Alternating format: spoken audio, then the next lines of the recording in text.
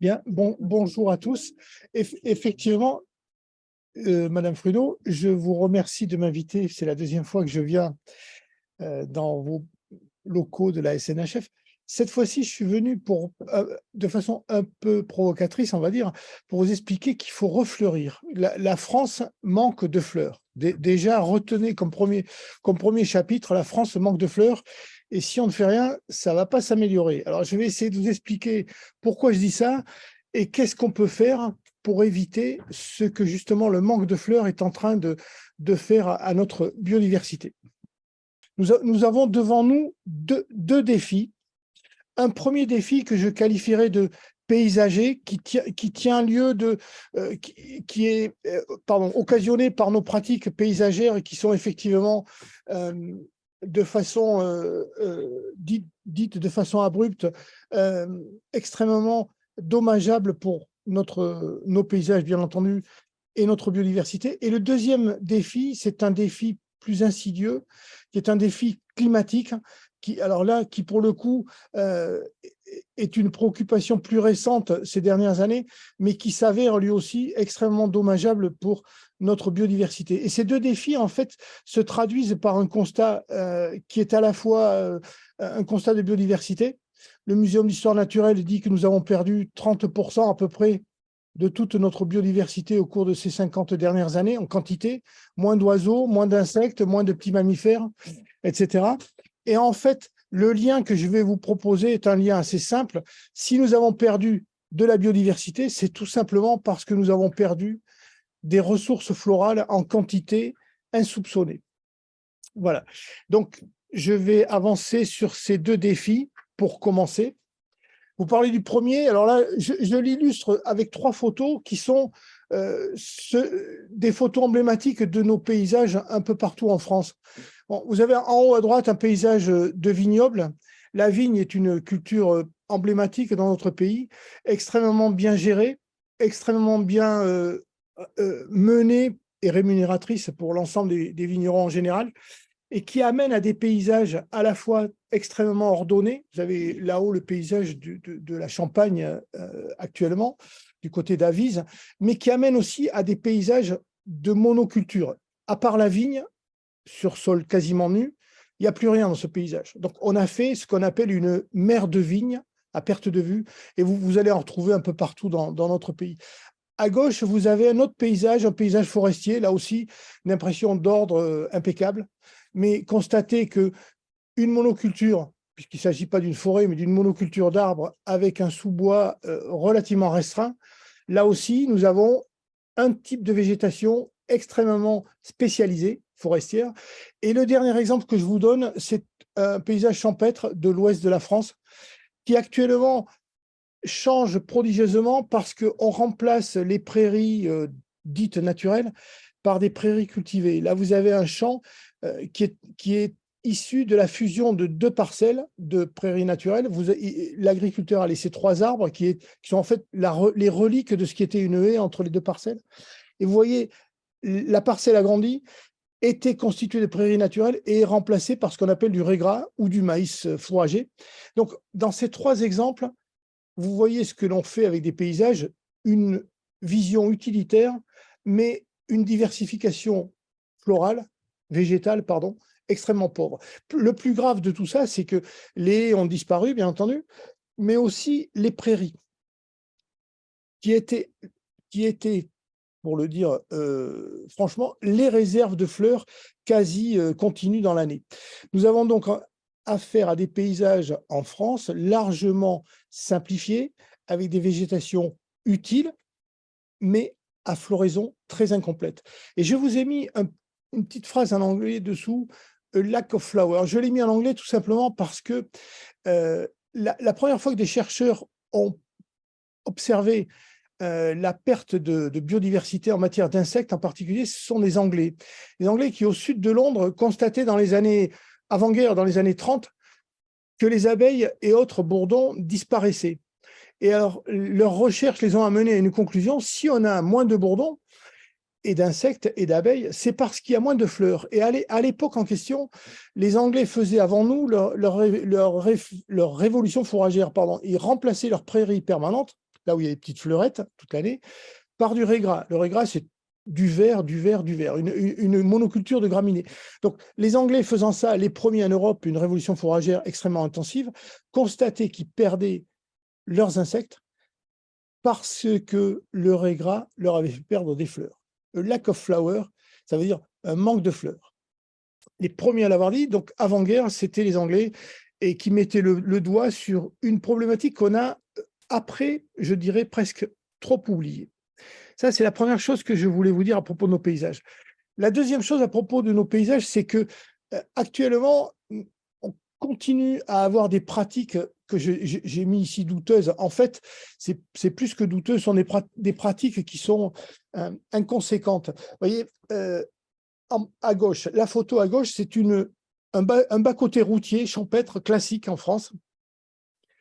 Les cantonniers, donc les employés de l'équipement, ont des consignes qui sont souvent des consignes relativement simples. Faire propre.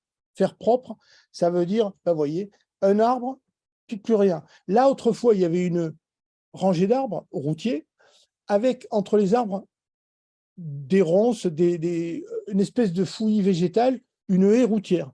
Actuellement, on a des machines qui permettent à la fois d'aller très vite et de broyer tous les bas-côtés de façon, je failli dire, impeccable. Voilà ce que ça donne. Ça donne un paysage où il n'y a qu'un seul arbre, puis plus rien. Donc, et regardez au pied de l'arbre, vous voyez que le chêne a une blessure parce que les machines que l'on emploie sont des machines rotatives, broyeuses, qui effectivement sont manœuvrables, mais pas trop, et blessent exagérément les arbres. Ça peut même aller jusqu'à l'absurde dans ce souci de la propreté. Vous voyez, en bas à droite, on a rasé et en plus, on a trouvé que le lierre, le brave lierre qui montait sur le tronc était de trop, donc on a filé un petit coup de rasoir, on va dire ça comme ça, le lierre est mort. Et dernière pratique en haut, qui est une pratique là aussi généralisée dans beaucoup de nos espaces, on fait de moins en moins de jardins près des maisons. Il y a une mode du gazon et de la tonte du gazon, c'est un sport national en France, de tondre son gazon dès qu'il pleut. Et effectivement, ça donne des végétations rases, des monocultures de gazon ou des monocultures de céréales, comme en bas à droite. Imaginez qu'entre les années 50 et aujourd'hui, en détruisant les bas-côtés routiers et autres, on a détruit l'équivalent d'un département boisé français en surface. C'est quelque chose d'insoupçonné, mais énorme, quantitativement énorme. Alors, la même chose se passe en milieu urbain, c'est-à-dire qu'en milieu urbain, alors pour des contraintes à la fois foncières, le prix du mètre carré est tel qu'on ne va pas se mettre à planter des arbres partout, donc on fait vous en avez un exemple en banlieue parisienne, grand immeuble, peu de surface au sol et une végétation qui survit tant bien que mal. Le petit bosquet était à Malakoff, là, près du périphérique. La moitié des arbres sont morts l'année dernière parce qu'il fait très sec en ville, il n'y a pas forcément de l'eau partout, et la moitié des arbres qui étaient sur ce petit bosquet sont morts de soif. Voilà. En haut à droite, vous avez, alors là aussi, typique du périurbain bassin parisien, donc on délimite des zones d'habitation constructibles, où on densifie au ras du sol sans trop d'espoir d'y mettre des arbres, et l'agriculture industrielle du bassin parisien arrive au ras. Donc, vous voyez une frontière brutale entre le cultivé et l'urbain, pas d'arbres, et dessous, bon, alors là, c'est un parking de zone commerciale comme il y en a tant. On met éventuellement des panneaux solaires actuellement, mais le végétal est quasiment absent des espaces de ce type. Donc, en fait, rien qu'avec ces quelques photos, ce que je veux que vous reteniez, c'est que toutes nos pratiques depuis ces 50 dernières années ont érodé le capital végétal de nos paysages. Premier point. Et l'ont simplifié parfois à l'absurde, à cause d'une tendance à la monoculture agricole et autres. Et enfin, on a pensé, j'ai failli dire, nos paysages un peu partout, avec une option utilitaire. On fait de l'utile, éventuellement du propre, parce que quand c'est vide, on considère que c'est propre, mais on a oublié deux choses là-dedans, qu'on n'était pas tout seul à vivre à la fois du végétal. Le monde qui vit du végétal est absent de plus en plus. Et la deuxième chose, c'est qu'on a absolument oublié un autre critère qui est alors là, plus difficile à quantifier et qui est une certaine beauté dans nos paysages qui tenait en particulier à la diversité végétale. Voilà. Sachez que entre l'urbanisation, les bas-côtés routiers qui ont disparu, etc., nous avons largement dépassé en artificialisation et en arasement de biodiversité plus de 2,5 départements en 50 ans. C'est-à-dire que nous avons fait évoluer nos paysages à une vitesse qu'ils n'avaient jamais connue historiquement. Ça, c'est la première chose que je vous demande de garder en tête à propos du paysage. Là, je vais aborder le deuxième défi, alors qui est peut-être plus compliqué à expliquer parce qu'il est moins visuel, entre guillemets. Nous sommes partis pour avoir un climat, on le dit à satiété, plus chaud en moyenne, mais ça veut dire aussi plus sec et plus extrême. Donc, nos flores, qui sont des flores issues de repeuplement de notre territoire depuis les glaciations, sont des flores essentiellement tempérées, pour des climats tempérés, bien entendu, mais plutôt frais pour l'essentiel du territoire, sauf la partie méditerranéenne.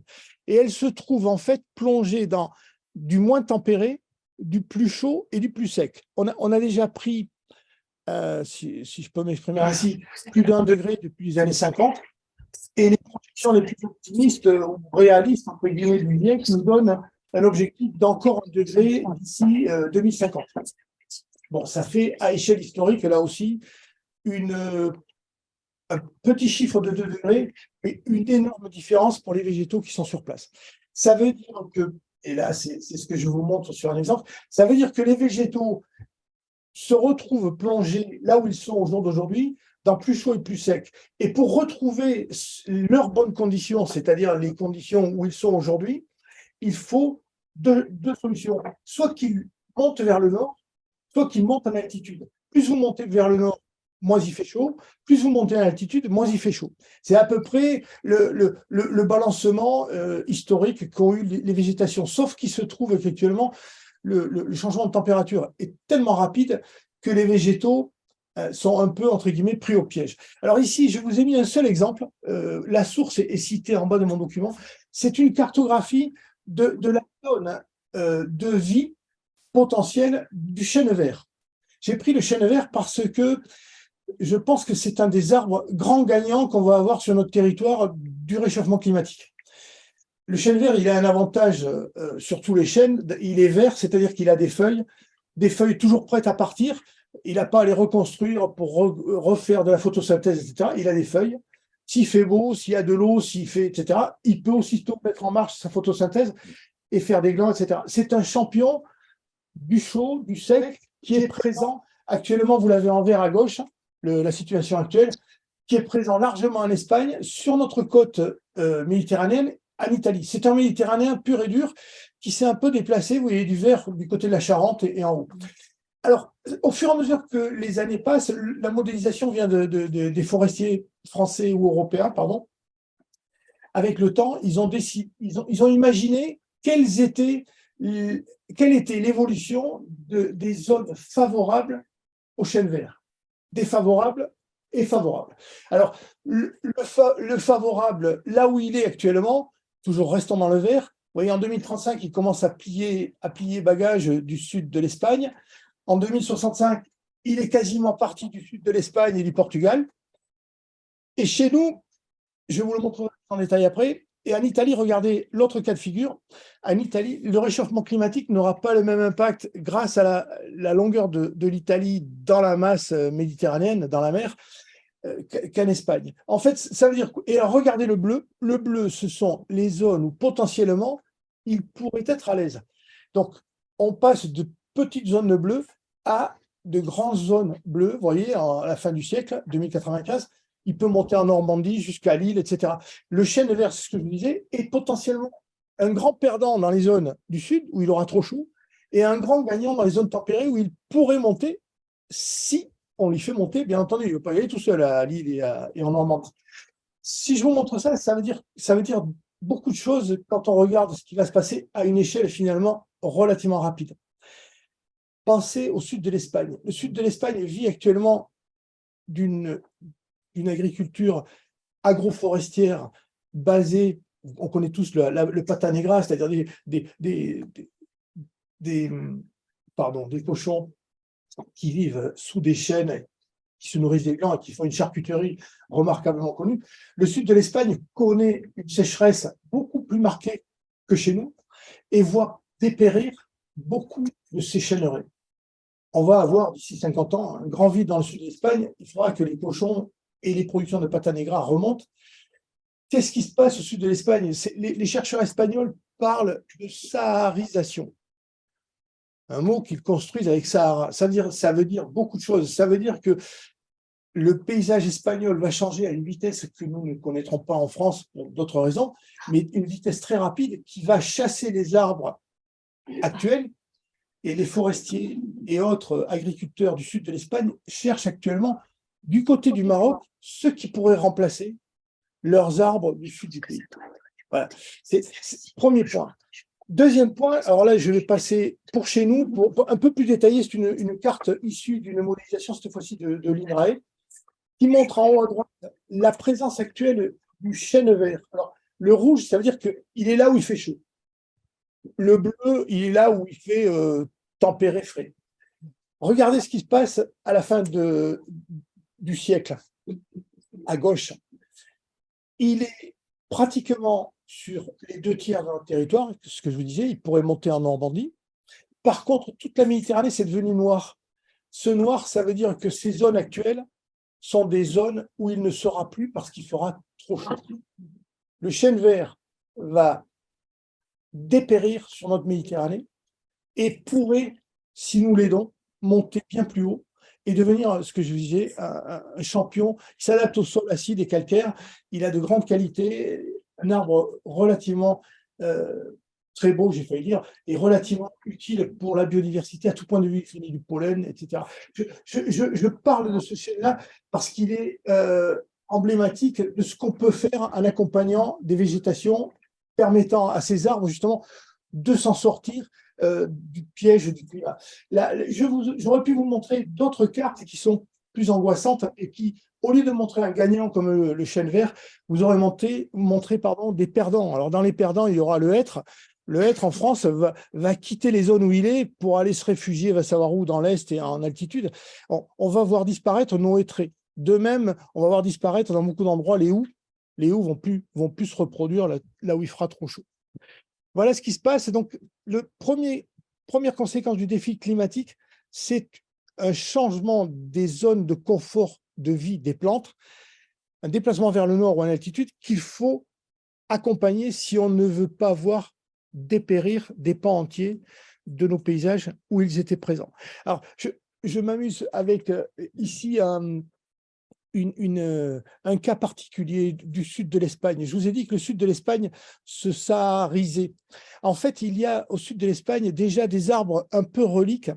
Celui-là, le sapin qui est derrière là, en fond d'écran, c'est un sapin qui s'appelle le Abies pinsapo, le pin d'Andalousie.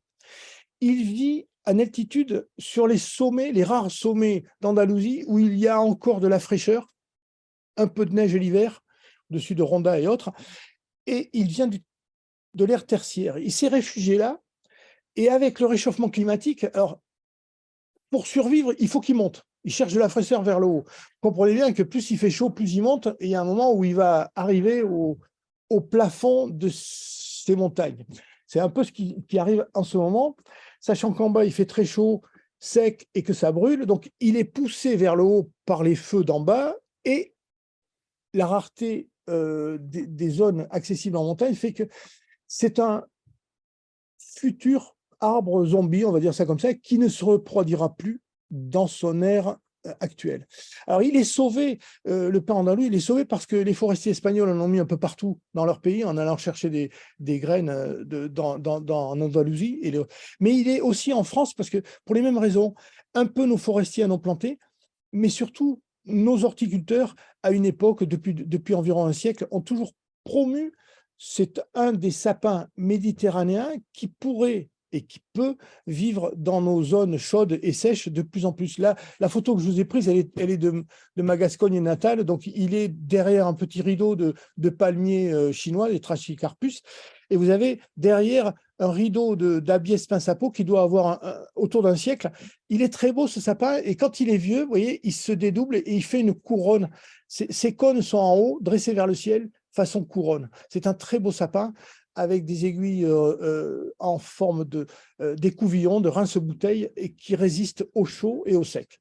C'est un rescapé. Alors là, j'ai mis une petite incise, c'est un réfugié climatique. Effectivement, si on ne le déplace pas de son aire d'origine, il disparaîtrait. Voilà pour la petite histoire. Alors, je n'arrive pas à enlever ce bandeau, je suis désolé. Voilà, si, tiens, je peux essayer de le mettre. Voilà, ça sera mieux pour tout le monde. Merci d'avoir eu l'idée. Bon, alors, ce que change le plus notre réchauffement climatique, et c'est peut-être l'effet le plus visible, mais le moins discuté, c'est que toutes nos floraisons ont avancé d'environ un mois. Alors, des floraisons qui avancent d'un mois, ça, oui, on le remarque, certains métiers, les apiculteurs le remarquent, mais ce n'est pas quelque chose qui frappe l'esprit. Pourtant, un mois d'avancement de floraison, c'est énorme, surtout sachant que lorsque nos arbres, les derniers à fleurir chez nous sont les tilleuls et les châtaigniers, ne sont plus suivis par autre chose. Il n'y a plus, après ces grandes floraisons d'arbres, il n'y a plus rien pour fleurir nos paysages. Alors, je vais vous donner... Les floraisons ont avancé d'un mois. Alors, on le sait, parce qu'une des rares dates des phénologies des plantes que l'on connaisse et que l'on suive historiquement en France, ce sont les dates des vendanges. Les dates des vendanges, alors ça ne veut pas dire que les floraisons ont avancé autant que les vendanges, parce qu'on vendange plus tôt que prévu pour avoir un peu plus d'acidité, un peu moins de sucre dans les raisins, mais on a avancé d'environ 3 semaines partout dans tous les vignobles français les dates des vendanges. En clair, ça veut dire que la plupart des arbres et arbustes à floraison printanière et estivale ont avancé leur floraison d'un mois. Alors, en moyenne, ça veut dire que les floraisons les plus précoces, genre pissenlit, cerisier et autres, ont bougé de 10 jours environ, et les plus tardives, on est bien dans le mois pour le tilleul et le châtaignier. Donc, l'effet du réchauffement climatique, jusqu'à maintenant, avec 1 degré, nous avons avancé nos floraisons d'un mois. Imaginez ce que donnerait 1 degré de plus. C'est quelque chose qui est assez stressant, parce que ça veut dire que après les grandes floraisons des arbres et dans les paysages appauvris que nous avons, nous allons avoir des étés de plus en plus longs et de moins en moins fleuris. Il faudra attendre les nouvelles floraisons d'automne, le lierre en particulier, pour retrouver dans nos paysages un minimum de ressources florales. Voilà. La grosse conséquence pour la biodiversité, la plus grosse, je dirais, à ce jour, c'est, outre la sécheresse, l'avancement des floraisons. Moins de fleurs, ce que je vous ai dit de nos paysages, et des floraisons de plus en plus précoces et raccourcies, et qui se chevauchent. Alors, c'est un problème, pardon, excusez-moi, c'est un problème pourquoi? Pourquoi c'est un problème? Alors, les fleurs, c'est quoi dans la biodiversité? Les fleurs, ce sont les réacteurs qui donnent des ressources florales, donc du pollen et du nectar, mais aussi la conséquence de la fécondation des fruits et des graines.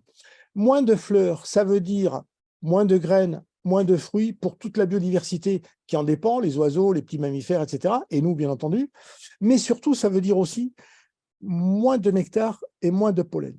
Et c'est sur ce dernier point que je vais insister aujourd'hui, pour vous montrer que dans la mécanique des floraisons et des disponibilités de ressources florales, le problème commence dès la source, c'est-à-dire dès le pollen. Alors, le pollen, vous voyez, je vous ai mis une fleur classique. Le pollen, c'est ce qui est dans les étamines, ce sont les gamètes mâles, on va dire ça comme ça, et qui va rejoindre les gamètes femelles dans l'ovaire en passant par le pistil. J'ai appelé ça le réacteur. le pollen, par des étamines, tombe sur le pistil, va jusqu'aux ovaires, et là, devient fruit et graine. Ça veut dire que la mécanique végétale a inventé un vecteur qui s'appelle le pollen, qui transporte les gamètes mâles et qui est assez remarquable. Alors, là, je vous ai mis une photo colorée de pollen de tournesol. C'est des dixièmes de millimètre, quelque chose de d'infiniment petit, non visible individuellement, sans microscope, que je compare volontiers à une capsule spatiale. C'est-à-dire ce grain de pollen, il est chargé de sortir de l'étamine, de se poser sur le pistil, de s'y accrocher, de descendre du matériel végétal, voilà, de descendre du matériel végétal sur le pistil, de creuser un tunnel dans le pistil pour aller jusqu'à l'ovaire. Ça veut dire que dans ce petit grain, il y a du matériel pour faire tout ça, se coller, creuser son tunnel et déposer au ras de l'ovaire les gamètes masculines. Donc, le grain de pollen est en fait un concentré de ressources extrêmement efficaces qui contient des protéines, des sucres, des lipides, des vitamines, etc., etc. Le grain de pollen est quelque chose de très sophistiqué que les plantes font pour leur reproduction. Alors, leur reproduction, ça se passe traditionnellement, et ça a commencé comme ça, par le vent. Donc, les plantes ont mis à disposition de leur fécondation quantité de pollen, une débauche de pollen qui va partir avec le vent depuis des fleurs disposées spécialement pour être dans le vent, prendre le vent. Vous voyez, là-haut, c'est du noisetier, donc des chatons assez longs. Le vent passe et ça vous embarque tout ce pollen, Dieu sait où. Vous avez la même chose, un arbre en bas avec on a colorisé le déplacement du pollen. Ça veut dire quoi? Ça veut dire que l'arbre qui se fie au vent, pardon, sachant que le vent, on ne sait pas où il va. Est-ce qu'il va tomber sur la fleur femelle? Est-ce que ça ne va pas partir? Et en général, ça part ailleurs. Donc, ce système-là de pollinisation a amené les végétaux à faire une quantité phénoménale de grains de pollen. On estime qu'un chêne adulte fait pas loin du demi-milliard de grains de pollen. Alors, ça ne veut rien dire, parce que c'est tout petit, mais un demi-milliard de grains de pollen pour sa fécondation, un vieux chêne, c'est un effort énorme de ressources qui part Dieu sait où. Alors, le Dieu sait où fait qu'un jour, il y a des millions d'années, il y a eu un coup fantastique de créativité de la part de la nature, on va l'appeler ça, je l'appelle comme ça, c'est-à-dire qu'au lieu de se fier au vent, les fleurs ont commencé à rentrer en relation gagnant-gagnant, on va dire ça comme ça, avec les insectes. Plutôt que de balancer des quantités de grains de pollen à gauche, à droite, on les a spécialisés, ces grains de pollen, pour qu'ils attirent des insectes qui vont, à leur corps défendant ou à l'insu de leur plein gré, prendre du pollen sur une fleur et l'amener sur une autre fleur. C'est une mécanique extraordinaire. Donc, au lieu de partir au hasard, la fleur fournit du pollen qui est récupéré. Là, vous avez des photos de diverses abeilles domestiques et autres qui vont chercher du nectar, c'est-à-dire du sucre, j'y reviendrai après, mais surtout qui vont prendre du pollen à un moment donné. Et comme elles vont de fleur en fleur, avec un peu plus de chance que l'aléa du vent, porte le pollen là où il faut. Et alors, cette mécanique florale, elle a été poussée au bout du bout, c'est ce qu'on a le plus sophistiqué sur la planète, par nos abeilles domestiques. Alors, l'abeille domestique, là, vous en avez une photo, elle sort d'une fleur de cucurbitacée. L'abeille domestique, elle a, pour tous les pollinisateurs qui sont autour de nous, elle a plusieurs caractéristiques. Donc, elle est bardée de poils. Donc, vous voyez, celle-là, elle sort de la fleur, elle a du pollen partout. Ça n'est mis partout. Alors, normalement, en sortant, elle se balaye le corps avec ses pattes et elle ramasse tout ce pollen pour faire une pelote et la ramener dans sa ruche. Mais comme elle ne se nettoie pas à 100%, il reste un peu de pollen sur ses poils. Et la deuxième caractéristique de l'abeille, qui est un insecte très intelligent, c'est de savoir qu'elle est fidèle à la fleur, qui à un moment donné lui donne ce qu'elle cherche.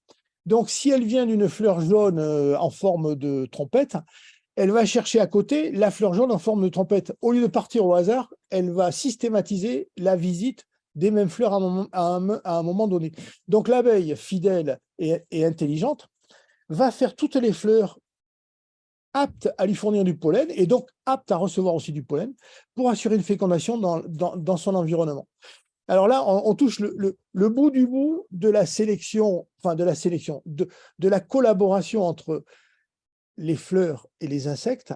On a des fleurs qui font un pollen et du nectar pour attirer les insectes, et des insectes qui se spécialisent plus ou moins dans la cueillette de ce pollen et qui surtout sont capables de sélectionner, et là il faut le faire, sélectionner les pollens qui à un moment donné les intéressent. On en est là avec l'abeille. Donc voilà, je reviens sur cette mécanique pour quelque chose qui est beaucoup plus important dans ce que je veux développer. Le pollen, donc je vous ai dit, c'est la fécondation des fleurs. Donc c'est important déjà sur ce point-là, mais surtout ça devient...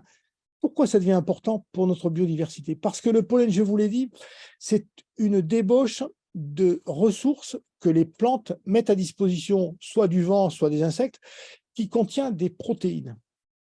Et la protéine, l'azote, c'est une denrée extrêmement rare sur notre territoire. L'azote, on est très peu, très peu d'organismes sont capables de le synthétiser. Il faut donc aller le récupérer quelque part. Les abeilles, c'est l'exemple que je vous donne, vont récupérer leurs protéines, leurs acides aminés, donc les briques des protéines, dans le pollen. Et c'est important parce que sans ces protéines, elles ne pourraient pas exister. Et on s'est rendu compte au fur et à mesure du temps, je vous l'ai mis en tout petit, hélas, en bas à gauche du point 1. Le point 1, c'est une constatation qui date des années 53 et qui a été développée jusqu'aux années 2010-2013. On s'est rendu compte que aucun pollen n'avait la totalité des acides aminés nécessaires à la vie. Il faut donc qu'un insecte ou autre qui mange des fleurs en mange une diversité pour avoir une santé et un corps, j'ai fait dire bien structuré, bien organisé et une santé impeccable. Pour nous, c'est 5 fruits et légumes. Pour les abeilles, les chercheurs disent, allez, on va 3 pollens, sinon rien. C'est ça, c'est la mécanique entre les fleurs et les insectes nécessite qu'à un moment donné, il faut que plusieurs fleurs apportent les acides aminés pour que la biodiversité des insectes derrière suive et soit en bonne santé. Ça, c'est une recherche des années 53 jusqu'aux années 2010. On a enfin connu tous les acides aminés des pollens et on a pu faire une cartographie assez précise des acides aminés indispensables que chaque pollen pouvait amener pour les insectes. La deuxième chose qui est apparue, alors là on remonte assez vite dans le temps, c'est en 2017, c'est la photo au milieu. Les chercheurs de l'INRA et autres institutions à gauche à droite sur la planète se sont rendus compte que les insectes stockaient dans leur organisme les protéines par le biais d'une grosse molécule qui est en fait une molécule qui associe protéines et lipides, une lipoprotéine qu'ils ont appelée, qui s'appelle la vitellogénine. Cette grosse molécule est une molécule de réserve des protéines dans l'organisme des animaux. On le retrouve accessoirement chez tous les animaux qui sont ovipares, les insectes, les poissons et les oiseaux.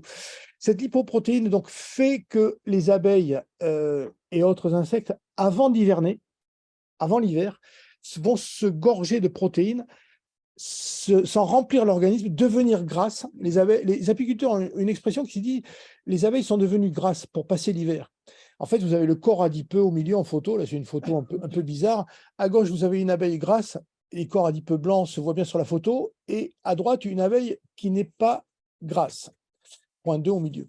Ça veut dire quoi? Ça veut dire qu'on s'est rendu compte que les abeilles grasses qui rentraient en hivernage allaient survivre longtemps, tout l'hiver, avec des mortalités très faibles, et que les abeilles qui n'avaient pas eu la chance de devenir grasses allaient avoir des mortalités extrêmement fortes.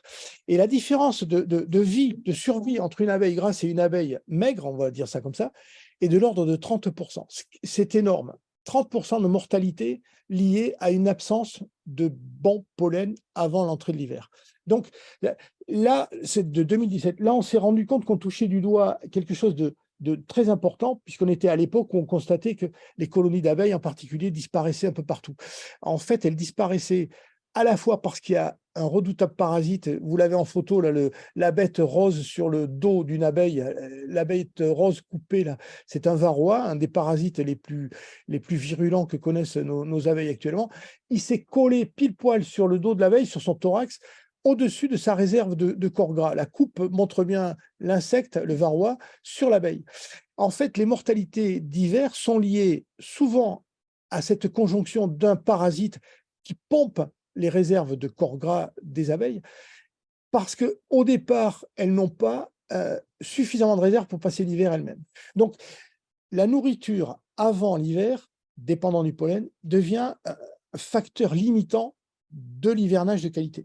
Et alors, le dernier point, en point 3, tout à fait en bas, excusez-moi, je vais lever la barre. Cette fois-ci, je l'amène là où je peux, si je peux. Voilà. Le point 3 est une recherche beaucoup plus récente de 2021 qui date d'une recherche INRAE et qui démontre que la nutrition à base de pollen renforce le système immunitaire de l'abeille et de nombreux insectes, à vrai dire, et leur permet de mieux encaisser les chocs de pesticides. Ce n'est pas pour dédouaner les pesticides, c'est simplement pour dire que l'immunité, la santé et le système immunitaire des insectes est souvent basé justement sur ces lipoprotéines et que ça joue, comme chez nous, le foie le fait, ça joue la détoxification de l'organisme. Voilà. Je ne vais pas développer plus, j'ai mis les sources scientifiques qui sont derrière ces résultats. Tout simplement, retenez que le pollen, c'est démontré, bien entendu, largement pour les abeilles domestiques parce que ce sont les insectes les plus étudiés et ça a été étendu aux abeilles sauvages, pardon. Il n'y a pas de raison que ça ne soit pas vrai pour quantité d'autres insectes. Le pollen, c'est la protéine et c'est donc bien le facteur limitant à la fois quantitativement des populations d'insectes, mais aussi pour leur santé, c'est-à-dire qualitativement. Donc, si vous brassez ce que j'ai dit du défi paysager, du défi climatique qui nous fait moins de fleurs et de l'importance du pollen pour les insectes, et donc la base de la biodiversité. Tous les mangeurs de fleurs, s'il y a moins de fleurs, il y a moins de graines, il y a moins de fruits, etc. Et il y a moins d'insectes, donc il y a moins d'oiseaux qui peuvent manger ces insectes, etc., etc. Donc, on est bien dans une logique de destruction de notre biodiversité, tout simplement parce qu'on a détruit les floraisons, ou on les a limitées. Et si on a perdu, ce que dit le Muséum d'histoire naturelle, 30% de notre biodiversité depuis les années 50, faut pas chercher, j'ai failli dire, faut pas chercher midi à 14 heures. C'est que en maltraitant nos paysages et nos floraisons, on a cassé la machine à produire de la biomasse et de la biodiversité animale. Voilà. Ça, c'est la première chose que je veux que vous ayez en tête. Je pense qu'on a mis longtemps à mettre le doigt sur l'excès de gaz carbonique comme responsable du réchauffement climatique. Je pense qu'on est en train, là aussi, de trop tarder à mettre le doigt sur l'absence de fleurs pour la biodiversité. Quand je dis absence de fleurs, c'est absence de pollen, bien entendu, mais pour moi, c'est même le même combat à mener entre le gaz carbonique et le pollen dans nos paysages. Il faut absolument faire une transition écologique importante qui doit consacrer du temps et des moyens à nos paysages. Voilà, je développe juste un peu ce point-là parce que on parle beaucoup de tout un tas de transitions, mais on ne parle pas de transition paysagère. En fait, nos paysages, je le dis brutalement, vont à la dérive sans pilote. Il n'y a pas de pilote dans l'avion, pour reprendre un film bien connu. Et donc, nos paysages évoluent parce que les acteurs font des choses qu'ils croient utiles, ce que je vous ai dit, on fait du propre, on fait de l'utile, etc. Mais on ne fait pas la synthèse et on ne prend pas le bon chemin. En plus, je vais être encore plus précis là-dedans, les quelques actions que l'on mène sont souvent menées à un titre réparatoire en utilisant souvent le végétal local. Replantons du végétal local, faisons des haies comme autrefois, subventionnons des haies avec du végétal local. Bon, pourquoi pas, mais il faut noter, et vous l'avez compris avec les cartes géographique que je vous ai mis en tout début. Le végétal local, qu'est-ce que ça veut dire quand on est végétal local à Perpignan ou à Narbonne et que le climat qui vous tombe dessus est un climat qui ressemble plus à l'Andalousie, voire encore plus profond dans le sud. Donc, on est en train d'oublier la prospective dans nos paysages et d'oublier que nos végétaux locaux sont plus là où ils doivent être. Il y a une étude qui est sortie il y a 2 jours, qui est californienne, et les forestiers et écologues californiens disaient, ben voilà, en Californie, nous avons 20% de forêts zombies. Alors, cherchez l'explication, ils disent forêt zombie, ça veut dire que nous avons 20% de nos végétaux qui sont là en apparence vivants, mais qui ne se reproduisent plus parce que leurs conditions de vie ne leur permettent pas de... C'est des morts vivants, entre guillemets. 20%, ça veut dire qu'un jour, un beau jour, si rien n'est fait, eh ben, il y a 20% qui vont tomber par terre et ça va faire un vide de 20%. Alors, on n'a pas connu ça encore chez nous, mais on est né pas loin et j'ai toujours en mémoire un grand vide qui avait été créé dans les années 70-80 en France par la disparition des ormes. Et j'ai des souvenirs de haies dans ma Gascogne natale qui étaient majoritairement constituées d'ormes et qui tout d'un coup se sont retrouvées avec des ormes morts. On pouvait les compter. Avant, on les comptait pas et là, on comptait les morts debout. Voilà. Donc, je termine là-dessus. Je pense qu'il faut qu'on se penche réellement sur la palette que l'on plante, ne pas considérer que le végétal local est la solution. Il faut vite l'enrichir et penser qu'il y a certes de l'irrémédiable, parce qu'on ne va pas revenir en arrière en matière de climat, ni certainement de paysage, mais qu'il faut faire quand même preuve d'imagination et trouver d'autres endroits, entre guillemets, à planter et se donner surtout du sens, parce qu'actuellement, le sens de l'utile et du pratique n'amène pas un paysage résistant à ce qui se passe. Donc, je pense qu'il faut se donner des objectifs. Alors, j'en ai mis 2. C'est pour moi la beauté et la biodiversité. Et je pense que au SNHF, vous allez partager volontiers ces objectifs et se donner tout simplement comme fil conducteur, mettre des fleurs. C'est plus simple. Je crois qu'il n'y a pas mot d'ordre plus simple. Voilà. Donc, ce que je vais vous proposer, c'est d'aller un peu avant sur cette logique. Est-ce que j'ai encore... Oui, je suis bon. D'aller un peu plus avant sur cette logique. Et je vais me concentrer sur cette idée qu'il faut changer la palette et l'adapter au temps qui vient. Avec un objectif tout simple, il faut obtenir sur notre territoire des floraisons quasi continues là où c'est possible. Pourquoi quasi continues? Parce que le climat plus chaud qui nous arrive fait que de moins en moins d'animaux et d'insectes vont hiverner ou hiberner. On va avoir des phases d'activité de nos insectes quasiment toute l'année sur les 3/4 de notre territoire. Donc, il faut que notre végétation, elle aussi, soit à même de fournir des ressources à une faune qui pourrait voter avec ses pieds, ça n'allait plus loin, mais qui pourrait aussi rester là où elle est si on lui donnait de quoi s'y sustenter. Donc, essayer de trouver des compléments à la flore locale, fleurir avant et après dans les trous que le réchauffement climatique nous a amenés, et jouer avec tout ce qu'on peut. Alors, dans tout ce qu'on peut, c'est bien entendu des plantes du sud. On va faire monter, comme on l'a vu sur les cartes, des plantes de notre sud méditerranéen ou européen et les amener plus au nord, mais aussi jouer avec les zones tempérées du monde qui ont des végétations qui ont connu des changements climatiques avant nous et qui les ont gardées dans leur mémoire et dans leur existence. Nous, les glaciations ici ont largement érodé notre capital végétal, entre guillemets. On s'est retrouvé avec une végétation très appauvrie par les glaces et par ce qui a pu remonter après. Ce n'est pas vrai des continents asiatiques et américains qui ont gardé des flores tempérées extrêmement diversifiées et beaucoup plus riches que la nôtre. Le balancement a pu se faire entre leur nord et leur sud sans les pertes que nous avons eues chez nous. Donc, jouer avec ces végétaux tempérés d'Asie et d'Amérique, et puis avec des créations horticoles, parce que un des buts de l'horticulture a toujours été de faire des fleurs un peu quand il n'y en avait pas ou quand il n'y en avait plus. Et donc, on a des créations horticoles qui, justement, rentrent parfaitement dans cette logique de refleurir nos paysages, je vais dire partout, tout le temps, là où on peut. Et enfin, une dernière incise alors là, c'est pour le travail scientifique qui reste à faire. Je suis frappé par le fait qu'on fait beaucoup de travaux sur l'effet du réchauffement climatique sur quantité d'animaux, d'insectes et autres, mais on ne fait pas assez de travail, de réflexion, de recueil, d'observation sur la végétation qui pourrait s'adapter aux conditions qui nous arrivent. On le fait pour l'agriculture, on cherche des variétés de vignes plus résistantes au chaud, qui font des raisins moins alcoolisés, ou des maïs qui vont résister à plus chaud et plus sec, etc., etc. La réflexion sur l'agriculture et le végétal agricole est en cours. Idem pour certains végétaux forestiers. Les forestiers changent leur matériel végétal pour plus résistant au chaud et au sec dans leur forêt. Par contre, pour tout le reste, pour nos villes et pour notre milieu champêtre, il reste à faire un travail de collecte et de sélection.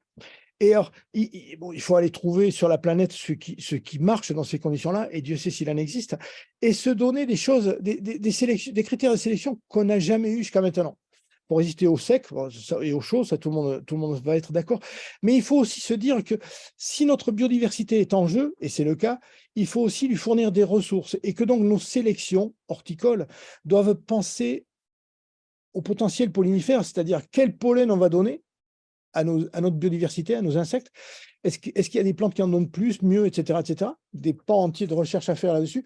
Et des phénologies utiles, c'est-à-dire des dates de floraison qui correspondent à autre chose que les dates de notre flore locale qui, je vous le rappelle, ont largement avancé d'un mois et vont continuer à le faire. Donc voilà, ça c'est pour la palette. Et les pratiques paysagères, je n'en parlerai assez peu dans la suite, mais il faut aussi se pencher sérieusement sur tout ce qu'on a laissé de côté dans nos paysages pour les rendre plus propres, plus pratiques, etc. Alors là-dedans, je passe très vite, mais nos abords routiers, pendant longtemps, on avait des arbres en France, toutes ces routes étaient ombragées. Pratiquement les 3/4 de nos routes ont perdu leurs arbres pour des raisons liées à la circulation automobile et aux dangers qu'ils pouvaient représenter, bien entendu.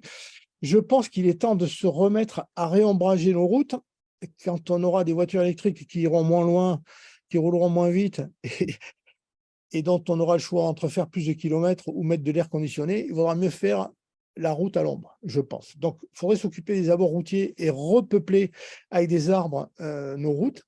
S'occuper des bosquets. Beaucoup des bosquets isolés que l'on voit lorsqu'on traverse la Beauce, la Champagne, etc., sont des bosquets qui avaient une utilité autrefois, qui n'en ont plus, servent au gibier, éventuellement au gibier de chasse qu'on y amène, mais sont des bosquets qui sont en une flore appauvrie que l'on pourrait reprendre et enrichir. Bien entendu, j'ai les haies. Et dernier point, les lisières forestières. Quantité de nos forêts sont des monocultures avec voire 2 espèces en général. Beaucoup de ces forêts sont des changements abrupts de milieu entre zones cultivées et forêts. Toutes leurs frontières, toute la lisière toutes les lisières, pardon, pourraient être aménagées de flore un peu diversifiée, à la fois pour protéger contre les incendies et surtout pour fournir des fleurs à d'autres moments de l'année. Donc, il faut être imaginatif et chercher réellement à reboiser tout ce qui est un peu marginalisé dans nos paysages. Je ne développerai pas trop ce point-là. Je vais essayer de vous montrer ce que nous pouvons faire. Alors, il y a les dates importantes à garder dans un avenir proche, c'est enrichir et avancer le printemps. Ce que je vous ai dit, c'est que nos floraisons ont avancé d'un mois, sauf au printemps où les premières floraisons ont à peine bougé de 8-10 jours, disons-le ainsi. Je pense qu'il faut absolument renforcer les floraisons précoces parce que, encore une fois, les insectes, la vie reprend plus tôt quand c'est doux. Les climats doux que l'on a font sortir des insectes et autres animaux alors que les ressources florales ne sont pas encore au top. Donc, il faut peupler de fleurs nos printemps. Je vais vous donner un exemple relativement évident avec la famille des saules et des osiers. C'est une grande famille végétale qui recouvre pratiquement tout l'hémisphère nord. On en connaît quelques-uns qui sont assez largement diffusés sur notre territoire. Vous avez à gauche le saule marceau. Très beau saule, très lumineux, magnifique floraison en chaton. Les saules sont des arbres des arbres ou des arbustes. L'osier, c'est l'arbuste, c'est celui qui a les brins souples et dont on faisait les paniers et autres. C'est la famille des saules, ça, saules et osier. Ils sont dioïques, c'est-à-dire qu'il y a des pieds mâles et des pieds femelles. là, ce que vous avez sous les yeux, ce sont des chatons de fleurs mâles. L'osier et le saule sont malins comme tout, c'est-à-dire qu'ils jouent sur les deux types de pollinisation. Le vent, vous voyez qu'ils ont des chatons avec des étamines bien en vue, de façon à ce que le vent balaye les pollens et l'envoie à gauche, à droite. Mais aussi, comme ils sont très satisfaits de l'intervention des insectes, ils ont du nectar. Donc, ce sont des anémophiles parce qu'ils ont des chatons très larges qui permettent au vent de balayer leur pollen, mais aussi, dans les chatons mâles et femelles, des glandes nectarifères qui vont fournir du nectar aux insectes. Donc, s'il y a du vent, tant mieux. S'il n'y a pas de vent, arrive l'insecte, vous avez une abeille en approche, qui arrive sur le chaton, qui va y chercher du pollen et du nectar. Et comme le chaton femelle qui n'a pas de pollen a du nectar, la même abeille va aller chercher du nectar sur le chaton femelle. Donc, on a affaire là à un insecte extraordinaire qui fait au printemps du pollen, du nectar, en quantité parce que il se fie au vent, donc il est généreux sur cette partie-là, et surtout une grande diversité dans la famille. Alors là, celui que je vous ai montré en haut à droite, c'est un des plus précoces, c'est un saule coréen, Oukeriana, si je ne me trompe. Alors lui, on va le voir en février. Et celui que je vous montre ici, à gauche, c'est le Triandra semperflorens, qui fleurit du mois d'avril jusqu'au mois d'août. C'est pour ça qu'on l'appelle semperflorens. Donc, avec cette famille de saules, on est capable d'avoir de février jusqu'au mois d'août nectar et pollen. Et puis, je vous ai mis juste une photo en haut à droite pour vous montrer que la mise en œuvre de ces saules et osiers, c'est finalement relativement facile. On peut faire des haies de conduite, arbustes en tétard, donc on coupe régulièrement les têtes et ça vous fait de magnifiques petits arbustes très jolis, très sculptés en façon de tétard, c'est comme ça qu'on appelle. Voilà, cette famille-là mériterait d'être largement développée. Alors justement, son point fort, c'est de valoriser là où il y a de l'eau, où il y en a trop, mais aussi son point faible. Alors justement, si on n'a pas la chance d'avoir de l'eau, on peut se rabattre sur pas leur équivalent, mais des aussi précoces que les osiers pour le sec. Alors là, je vous en ai mis que deux. Je vous ai mis le romarin. Alors, le romarin à gauche, c'est une plante méditerranéenne qui est en fait très rustique, qui pousse maintenant largement sur l'essentiel de notre territoire. Il ne faut pas que ce soit non plus très sec, parce que du côté de Narbonne, les romarins, ils fleurissent, mais ils ne font plus de nectar. Donc, c'est quand même une plante méditerranéenne extrêmement robuste, faite pour le chaud et le sec raisonnablement, et surtout qui a une palette en forme et en couleur de fleurs, une palette horticole et industrielle, parce qu'il est cultivé aussi comme plante à parfum. C'est extraordinaire. On est en mesure, au jour d'aujourd'hui, de pratiquement avoir des fleurs de romarin toute l'année sur l'essentiel de notre territoire. Il y a une collection tout à fait remarquable de romarin à Milly-la-Forêt, pour ceux qui aiment le romarin et ses parfums. Sinon, il faut aller bien évidemment chez les pépiniéristes du sud de la France qui les collectionnent depuis très longtemps et qui fournissent des formes, des couleurs extrêmement variées. L'autre que j'ai mis, et c'est aussi intéressant pour la biodiversité, ce sont les arbousiers. Alors, le nôtre, c'est le Arbutus unedo, qui est un floraison, il faut dire, de fin d'année, fin novembre, début décembre, il fleurit. Celui que je vous ai mis, c'est un hybride entre le nôtre et un méditerranéen andrachné. Donc celui-là, c'est Andrachnoides, pour la petite histoire. Vous voyez son beau tronc rouge, hybride entre donc le nôtre et le méditerranéen, qui est originaire de Grèce, par là, qui lui fleurit. Vous voyez, là, on est en février-mars. Début mars, il était comme ça. Donc, il fleurit un peu après. Et on pourrait rajouter à cet arbousier des sélections fruitières. Il y a une sélection fruitière récente qui a été faite par un pépinière à Nantes, pépiniériste à Nantes, qui s'appelle Atlantique, qui fait des arbousiers plus petits, à floraison extrêmement prolifique et petits fruits finalement assez agréables, ou bien des arbousiers mexicains. Donc, l'arbousier est un arbre qui résiste relativement bien au chaud et au sec, un peu moins aux terres calcaires et un peu moins, bien entendu, au grand froid. Mais lui aussi, il est voué à un avenir indéniable avec ses fruits et ses fleurs à des époques un peu hors floraison classique. Je passe sur celui-là parce que c'est un des derniers que j'ai croisé dans des arboretums et que j'ai cherché à comprendre et qui est tout à fait intéressant pour la biodiversité. Alors, c'est l'Edgeworthia. Je crois qu'il n'a pas encore de nom plus facile en français. Donc, c'est un arbuste qui vient de Chine et du Japon, qui est très curieux parce que, vous voyez, c'est un arbuste, pardon, à joli tronc rougeâtre, une écorce qui servait à faire du papier, et des fleurs, vous voyez ces fleurs, forme de clochette, plus exactement en forme de pompon, tournées vers le bas. Alors là, ça, c'est très amusant. C'est pourquoi alors, j'ai creusé un peu la question et les sources d'apiculture asiatique le décrivent parfaitement. Donc, il est tourné vers le bas parce que c'est un arbuste qui pousse dans les zones à hiver pluvieux. S'il pleut sur des fleurs, vous avez une dilution du nectar et du pollen qui rendent les fécondations extrêmement compliquées. Donc, il a choisi de fleurir vers le bas, c'est-à-dire que son pompon, vous voyez, son pompon sert de gouttière et envoie l'eau à gauche, à droite. Les fleurs sont donc protégées du lessivage. Là, nous sommes le 7 janvier. On est au Jardin botanique de Rennes, au Tabor. Le 7 janvier, il y avait un petit peu de soleil après la pluie. Il y avait un bourdon pour m'expliquer qu'on pouvait travailler la tête en bas. C'est très chouette.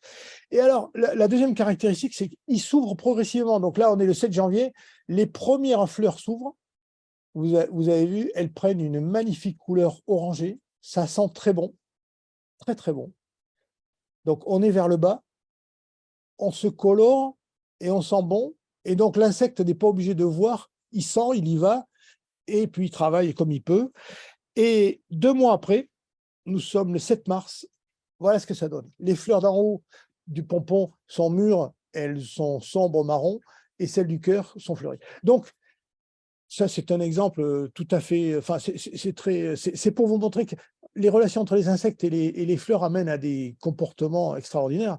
Donc, on a une plante qui a fait des fleurs qui vont vers le bas, qui est très peu présente dans son environnement naturel, sinon sous forme d'individus dispersés. Quand on est dispersé, pour être fécondé, il faut se faire remarquer. Donc, qui est très séductrice, qui fait du parfum, de la couleur, qui se protège de la pluie et qui, pendant 2 mois, essaye de faire le show pour attirer ses pollinisateurs. C'est extraordinaire comme végétal. Alors, je ne dis pas qu'il faut en mettre dans tous les buissons de France, mais on peut en mettre dans son jardin. C'est tout à fait spectaculaire.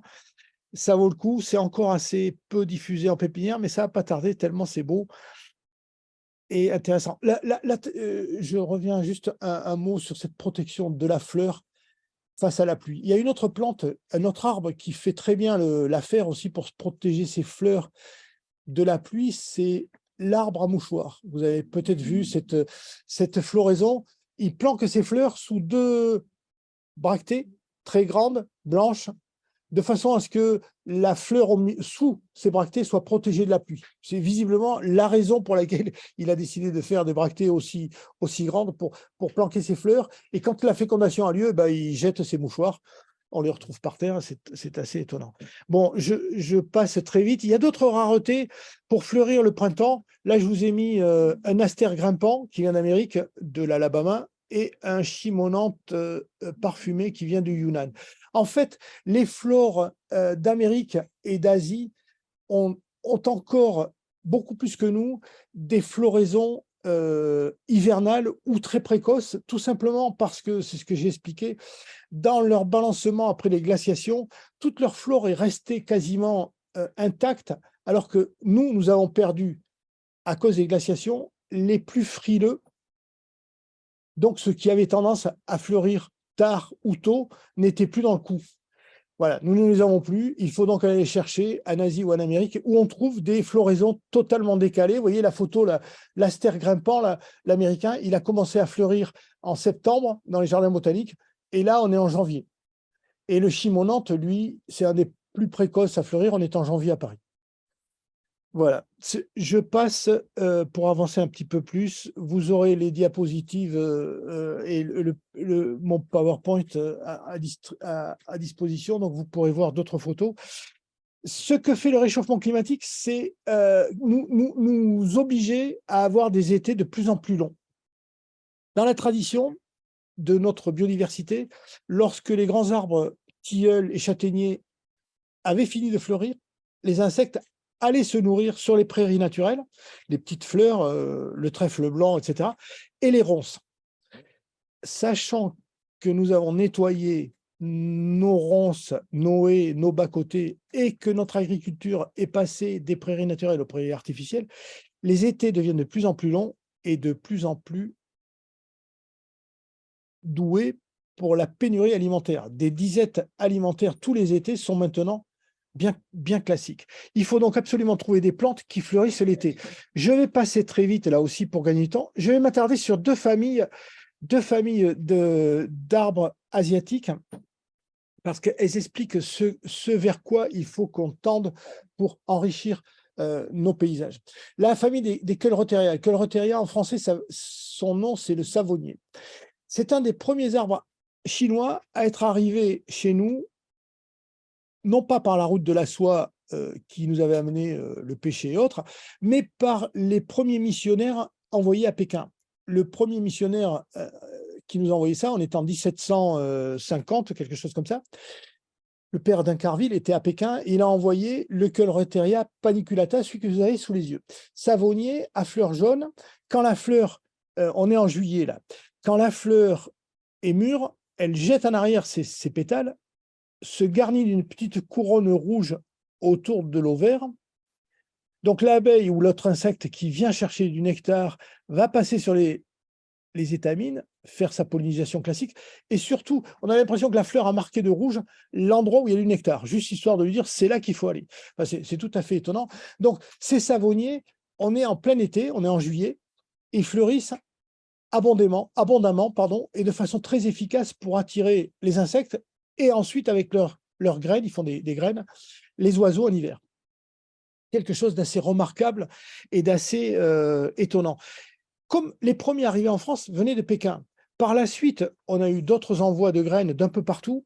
On s'est rendu compte que la population de ces savonniers était très répartie de la Corée du Nord, de la Corée du Sud, du Nord, de la Chine du Nord, la Chine du Centre et l'Himalaya. On a donc en fait une population de savonniers extrêmement variée, avec des phénologies très différentes et des sous-espèces très intéressantes. Celui que je vous ai mis ici, c'est le bipéné, donc c'est un cousin du précédent. Avec le bipéné, on se retrouve avec une floraison en octobre. C'est un des derniers grands arbres à fleurir chez nous avant l'hiver. Celui que vous avez à gauche, il est en Bretagne. Vous imaginez que la hampe, on ne voit pas l'échelle, la hampe de la fleur, là, elle fait pratiquement presque 1 mètre.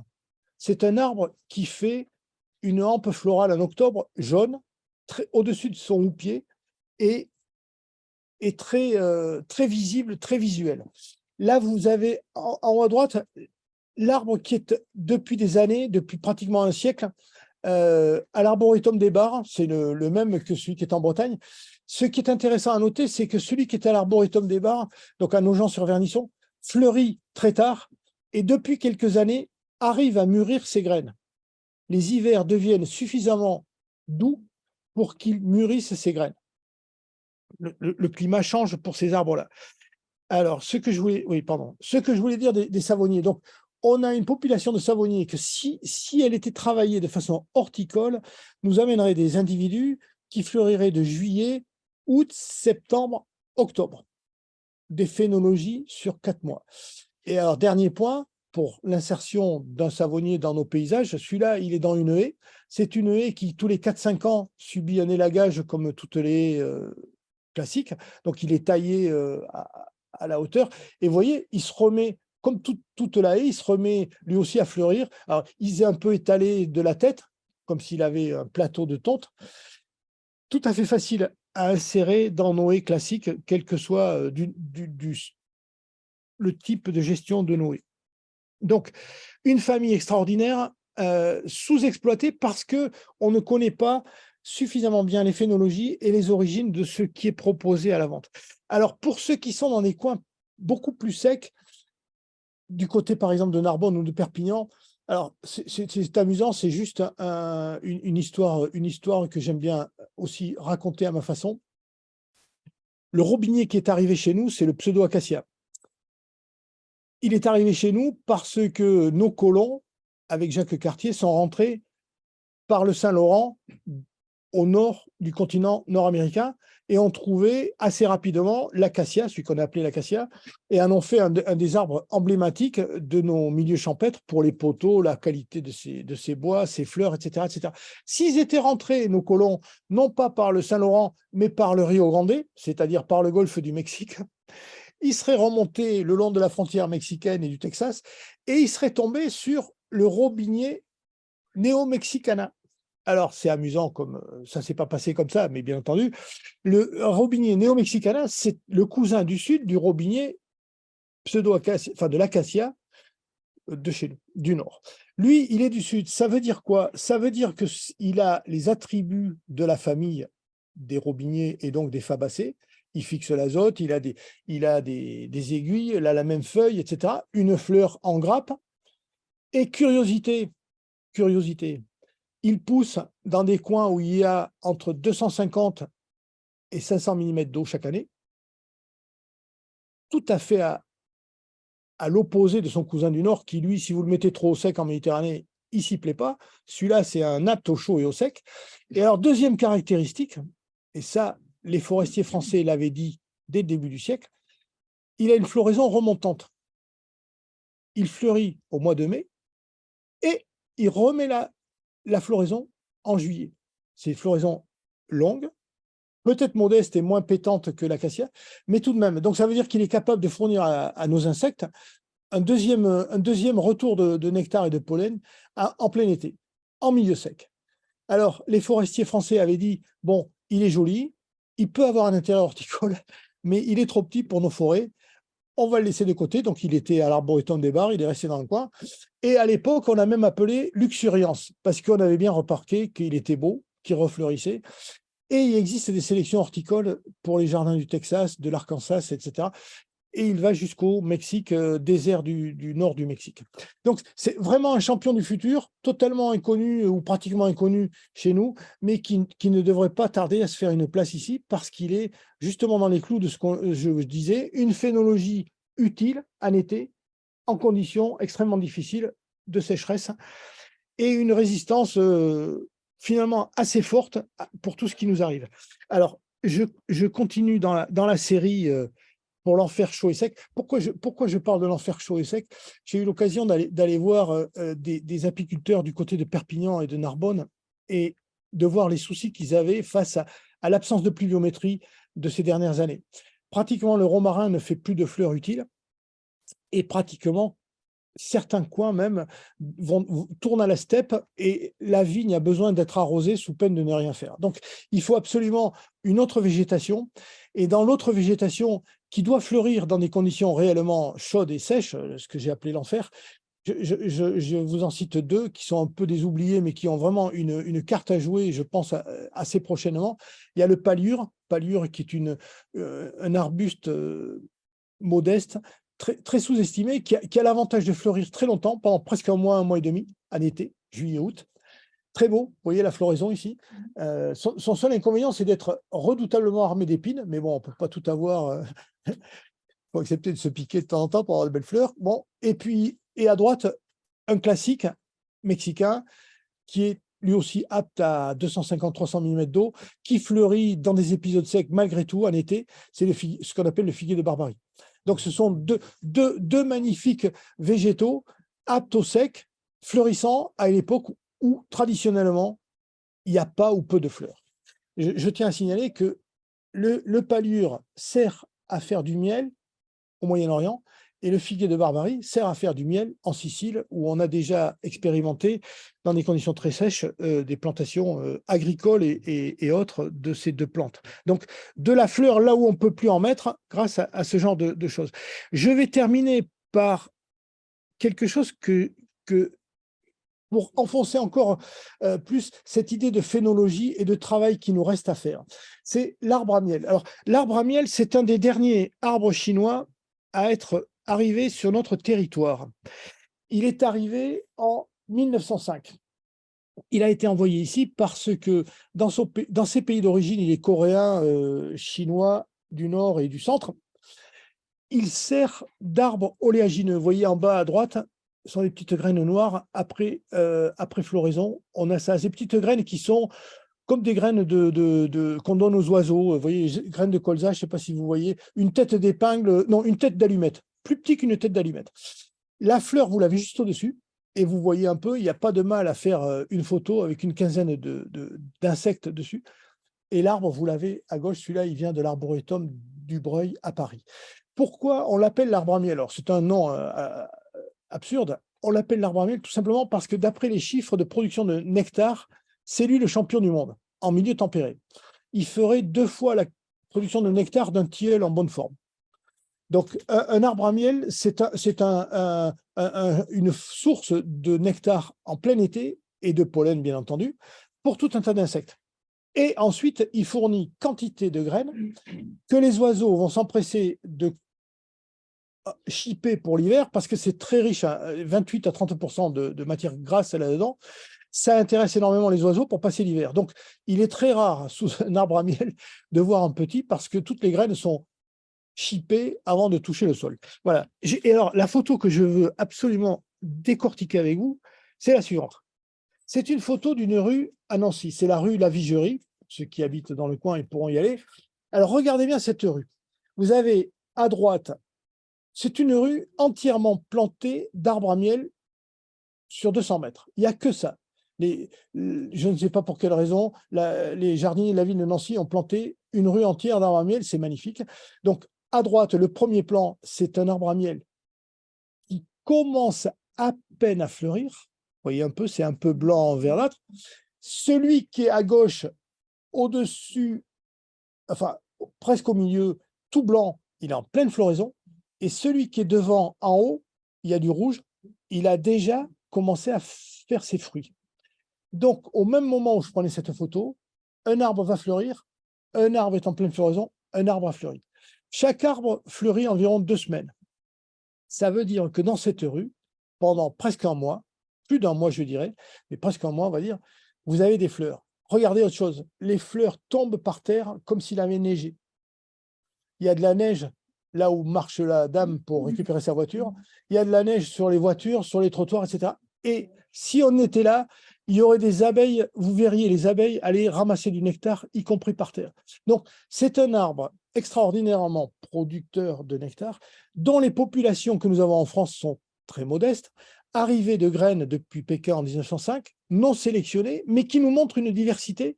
Nous avons des arbres à miel en France qui fleurissent du mois de juin au mois d'octobre.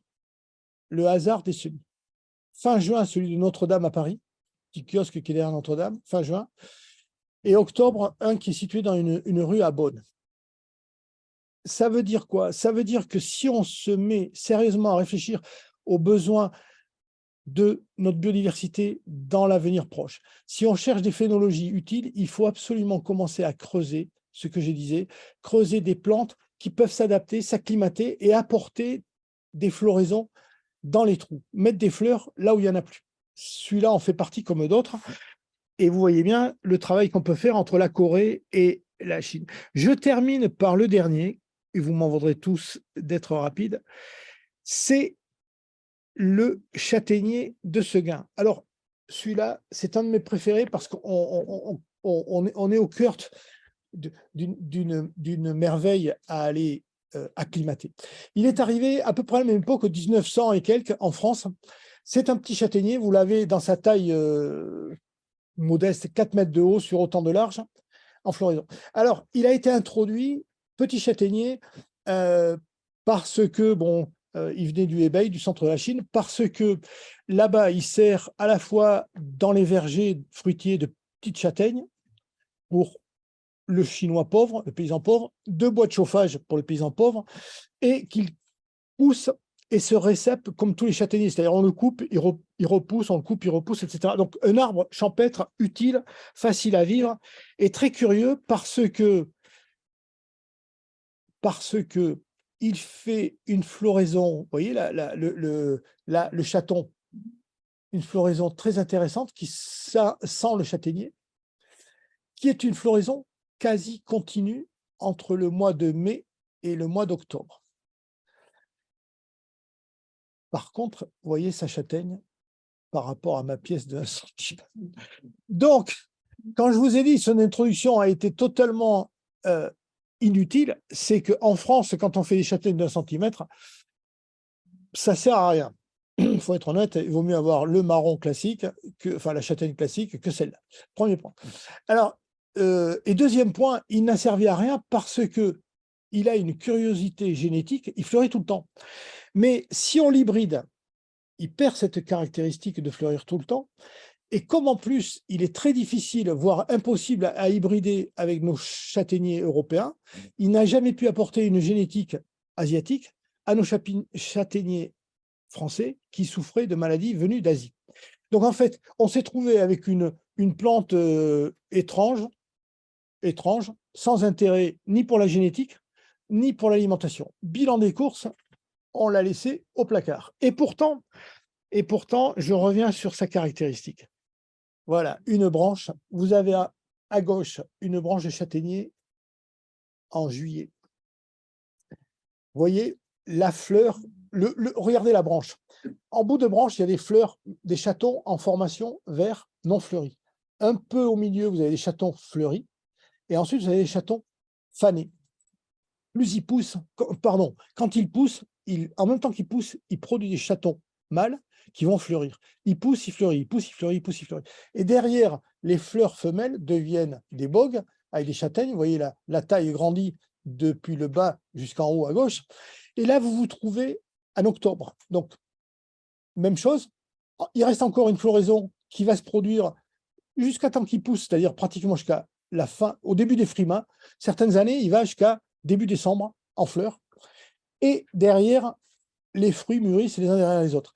Alors, ça veut dire quoi? Ça veut dire qu'il fait du pollen tout l'été jusqu'au froid.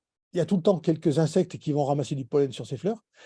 Et ça veut dire, deuxième chose, qu'il va faire des fruits, comme la floraison est progressive, la fructification est progressive.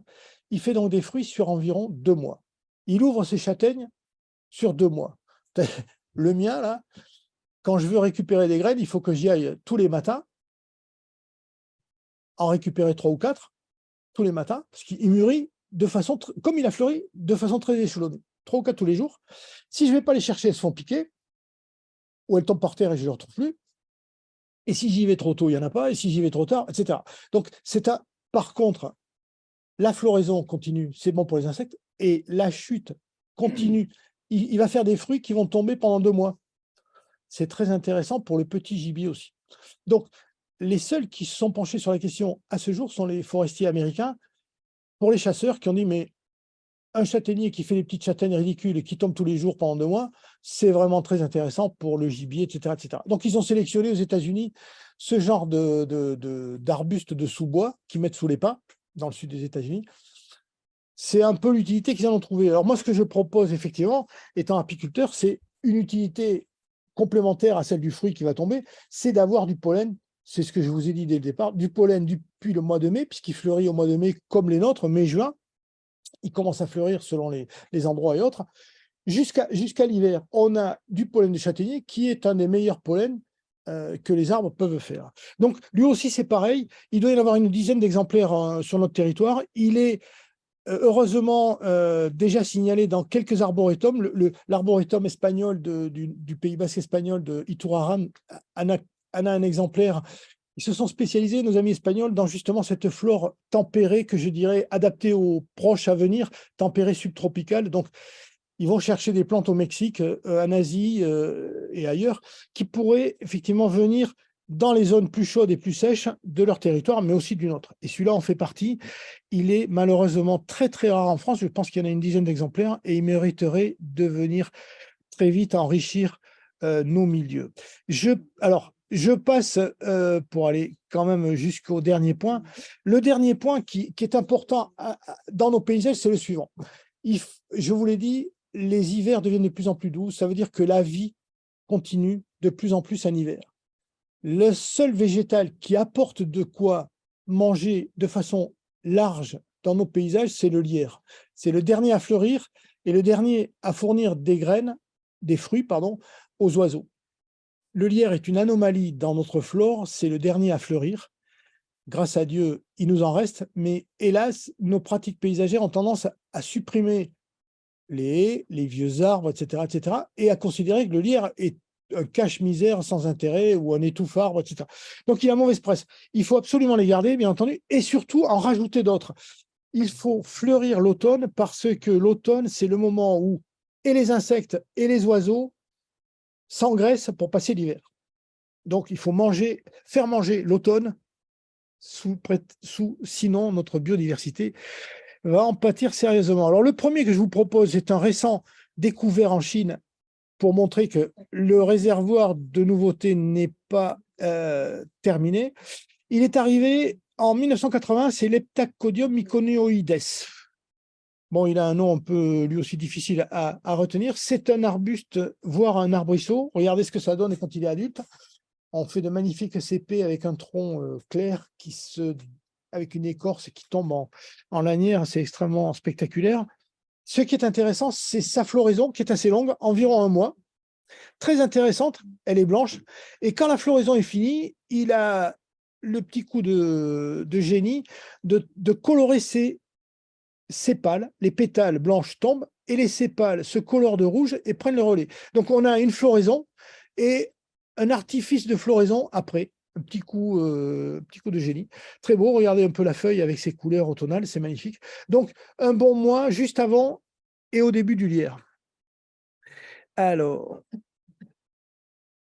comme je pense toujours pareil à nos coins perdus de la proche Méditerranée, nos Pyrénées-Orientales en particulier, il faut qu'on trouve des végétaux qui poussent et fleurissent dans l'enfer sec. Alors là, je vous en mets deux pour montrer qu'il faut aller parfois loin, mais ça existe. Le coletier, qui est à gauche, coletier, c'est un arbuste qui fait 2-3 mètres de haut, voire 4, sur autant sinon plus de large. Il vient du sud Brésil, nord Argentine. Il a un cousin au Chili. Donc, on est dans les déserts de cette zone du monde, avec une caractéristique de désert sec, chaud, mais qui peut être aussi de temps en temps froid. Ça donne des végétaux qui peuvent s'adapter effectivement, parce que nous avons toujours des coups de froid et nous en aurons encore longtemps, dans ce réchauffement climatique. Le coletier, donc, vous voyez les épines, extrêmement armé, extrêmement dangereux pour ceux qui vont la fleur au fusil. Il faut y aller très prudemment. Son intérêt, c'est d'être adapté à des pluviométries aléatoires, modestes dans l'année. Il n'y a pas de feuilles, sinon des épines chlorophylliennes. Et de fleurir, regardez ça, on est proche de Noël. C'est une floraison assez étalée qui peut commencer en novembre, décembre, janvier, février. C'est très marrant. Sur le même pied, vous avez des branches qui fleurissent et puis d'autres qui vont fleurir après. C'est un peu aléatoire. Coletier, c'est réellement un champion je vais dire de l'enfer, oui, on peut le dire comme ça. Et alors, le deuxième que je vous propose, parce que là aussi, je ne connaissais pas, j'avais un a priori assez négatif pour ce genre d'arbres et d'arbustes, ce sont les eucalyptus. Alors, les eucalyptus, chez nous, sont arrivés essentiellement pour des motifs forestiers, pour faire du bois là où c'est sec. Beaucoup de bois vite là où c'est sec. Avec un inconvénient, enfin, une efficacité redoutable pour faire du bois, ça c'est clair, mais un inconvénient majeur, c'est d'être de grands compétiteurs pour l'eau. C'est-à-dire que si vous mettez un eucalyptus, c'est un soifard fini, il arrive à éliminer tous ses voisins parce qu'il pompe toute l'eau à son seul profit. Donc, je considérais que c'était une arme à double tranchant, qu'il ne fallait pas jouer avec ce genre hormis cas forestiers mais particuliers, avec ce genre de végétaux, sauf qu'il existe quand même des eucalyptus de petite taille, modestes, qui sont plus des arbrisseaux que des arbres, modestes en ce sens qu'ils vont donc ne pas avoir ce comportement d'agressivité et de captation de toutes les ressources rares en eau qu'il va y avoir à côté d'eux, et qui vont avoir ce que je souhaite depuis le début vous proposer, c'est-à-dire des phénologies utiles. Il existe peu, mais quelques eucalyptus de taille modeste capables de fleurir en hiver. Celui-là en est un, c'est un apiculteur de Perpignan qui me l'a fait découvrir, c'est l'Albo purpurea. Il reste modeste, il reste arbrisseau. Regardez s'il est joli, on est proche de Noël. Il peut fleurir alors qu'il n'y a pas plu depuis 3 mois. Il va prendre sur ses réserves, va savoir où, et faire sa modeste floraison, mais quand même. Donc, on a un individu modeste qui, justement, rentre dans les trous de la végétation actuelle du côté de nos Pyrénées-Orientales. Voilà, avec ces deux exemples, c'est pour montrer qu'on va chercher loin, mais sud Brésil, Argentine. Ici, on est en Australie, sur la côte ouest. Il y a donc, ça ce sont mes exemples, mais il y en a d'autres, et j'en connais d'autres, il y a donc des moyens de compléter astucieusement, et je ne l'ai pas assez dit, de façon inoffensive, entre guillemets, pour notre végétation, simplement en complémentant et en intégrant, en acclimatant, ça s'appelle de l'acclimatation, dans nos paysages, ce genre de végétaux qui viennent apporter ce qui va de plus en plus nous manquer, c'est-à-dire des fleurs dans les trous que le climat et nos pratiques nous ont, hélas, imposés. Voilà, je reste sur ces deux photos. Je termine, la conclusion, elle est relativement simple, c'est que je pense qu'il faut que très vite, on se dise qu'il faut reprendre le vieux chemin de l'acclimatation dans notre pays. Notre flore commence à être hors jeu. On a de plus en plus l'impression d'avoir des paysages au bord de la rupture. Et quand je dis au bord de la rupture, c'est-à-dire qu'il y a des végétaux qui ne se reproduisent plus et qui un jour vont tomber, l'arme au pied, mais ils vont tomber. Donc, il faut qu'on soit absolument imaginatif, à la fois dans la palette et à la fois dans la pratique. Encore une fois, reboiser, c'est tout. On doit tout penser, nos abords routiers, nos linéaires, nos lisières forestières, etc. Et vous avez autant d'imagination que moi pour mettre des arbres. Et surtout, diversifier. Ça, c'est une photo de campagne, je vais dire campagne heureuse, c'était la campagne, c'est toujours la campagne gersoise, c'est une vieille ferme où, il y a plus d'un siècle, les paysans mettaient autour de leur maison une flore variée. Ça donne ça. Il y a des cèdres, des pins parasols, des arbres de Judée, un cerisier à fleurs, etc.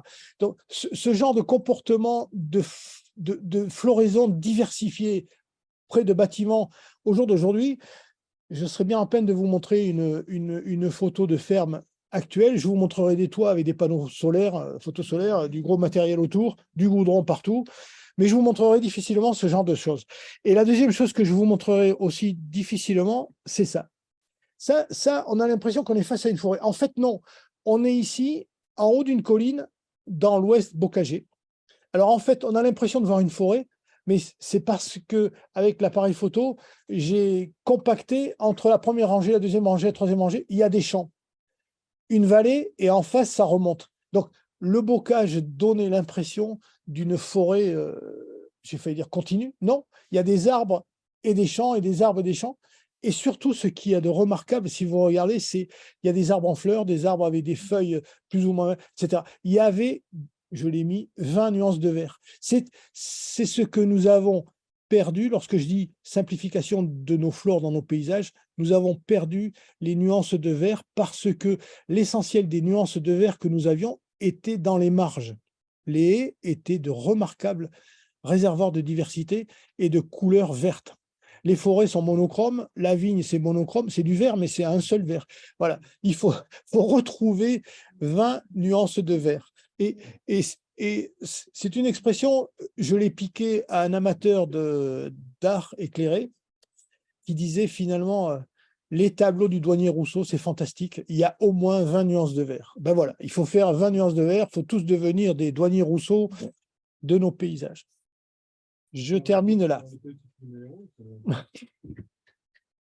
Je termine là, je vous mettrai les sources qui sont, que j'ai utilisées, scientifiques, à la fois pour la diversité des végétales et les approches des chercheurs en matière de diversification et de changement climatique et d'impact sur la flore et le pollen. Je vous remercie.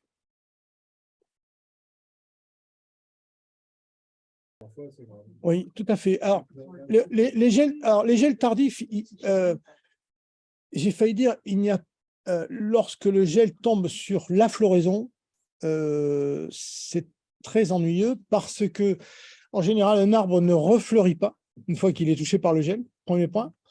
Et deuxième point, les années à gel tardif, on l'a vu pour les productions fruitières, on l'a vu pour les productions de miel, mais se traduisent par des baisses de population d'insectes que l'on ne soupçonne pas et que l'on ne quantifie pas. S'il n'y a plus de fleurs, les populations ne se reconstituent pas au printemps, et donc il y a effectivement un grave déficit, entre guillemets. Hélas, ce genre d'aléas climatiques ne supprime pas la végétation, mais supprime les fleurs. Et il n'y a qu'une seule parade, à ma connaissance, qui est une parade de diversification. Il faut absolument, ce que j'ai dit pour les pollens, il faut 3 pollens, sinon rien, c'était une petite astuce alimentaire. Mais la réalité, c'est ça. Pour la biodiversité, il faut qu'à tout moment, il y ait des choix de fleurs, sachant que les seuils gélifs des espèces et de certaines variétés ou cultivars ne seront pas les mêmes. Donc, c'est par la diversification, à tout moment, que l'on pourra effectivement passer, entre guillemets, au mieux ces aléas qui resteront et qui risquent de s'amplifier. L'année où vous avez un gel précoce et une sécheresse estivale, tout le monde va se rhabiller. Alors là, il y a plus de fleurs. Oui. On peut leur dire aussi qu'il faut poser des gels, des variétés, des espèces et des variétés, en floraison tardive. C'est ce que j'ai amené. C'est encore une fois, c'est ça. Les trous, c'est voilà. Non, il faut mettre ou du très précoce ou du très tardif et de l'hivernal. On a une équation extraordinairement compliquée, qui est compliquée parce que notre flore n'est pas du tout faite pour ça, ça c'est clair, et qui est compliquée parce que on voit bien qu'on ne va pas passer d'un état stable à un autre état stable. On va passer d'un état stable, tempéré, qu'on avait avant, à un état totalement aléatoire, avec des hauts et des bas tout le temps, et les productions de fleurs et donc les productions agricoles vont faire le yo-yo. Il n'y a pas de souci, on ne peut pas tout artificialiser dans ces conditions-là.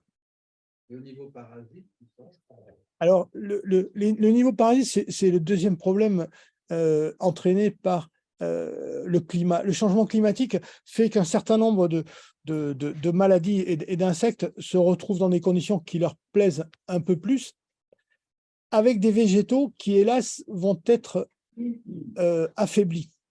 Alors, si vous avez un végétal affaibli par la sécheresse ou est-ce que je sais, un gel ou autre, et si en plus vous avez une attaque d'insectes ou une maladie fongique, vous vous retrouvez dans... C'est la double peine, en fait. Et la double peine, c'est ce qui, en grande partie, explique les dépérissements que les forestiers observent et que l'on observe aussi en milieu champêtre, c'est-à-dire qu'on a à la fois l'effet du climat doublé d'une pullulation ou de nouvelles maladies. Donc, encore une fois, la seule parade à ça, c'est la diversification et la recherche de végétaux qui vont se retrouver dans des conditions de confort un peu plus, comment dire, pas plus confortable, mais plus adéquate à leur potentiel de vie et de survie. Ah, je répète, les Californiens disent 20% de nos forêts sont des forêts zombies. Non, pardon, 20% de nos végétaux. Pourquoi ils sont là? Parce que la Californie, c'est la sécheresse, mais c'est aussi les feux. La sécheresse, c'est les feux, et la sécheresse, c'est des pullulations d'insectes, etc. Donc, tout ça se combine pour faire une réaction dramatique pour une végétation qui n'habite plus là où elle devrait habiter. Encore une fois, je dirais, il n'y a pas mieux que la vieille leçon de Noé. En fait, Noé, traditionnel champêtre, était les milieux les plus diversifiés que nous avions à disposition. Une haie, c'est plus diversifié qu'une forêt. ou qu'un verger. Dans une haie, il y avait de tout. Des grands arbres, des arbrisseaux, des ronces, des herbes au sol, enfin une flore d'une variété inouïe où pratiquement tout ce qui pouvait pousser à l'endroit X était présent. Et c'est ça que nous devons reconstituer dans toute la mesure du possible, un peu partout dans nos paysages. Pour l'instant, on en parle peu de différences militaires. Certaines régions parisiennes, Paris, dans les journaux, on ne voit pas grand-chose de tout ça. Oui, vous avez raison. Je le regrette tout autant que vous. Ce que j'ai dit à un moment, c'est que beaucoup de nos efforts depuis plusieurs années sont basés sur un travail sur le végétal local. On a même créé en France une marque ou un label végétal local. C'est propriété de l'Office français de la biodiversité. L'idée de départ était produisons du végétal local parce qu'il est adapté aux conditions locales. Si vous prenez ça historiquement, ça a du sens. Si vous prenez ça dans une vision prospective et à la lumière des 3 ou 4 ou 5 dernières années, c'est ce que je pense, vous pensez que c'est insatisfaisant pour ne pas dire autre chose. Et je pense qu'il faut effectivement se dire que nous avons devant nous un vrai problème d'adaptation.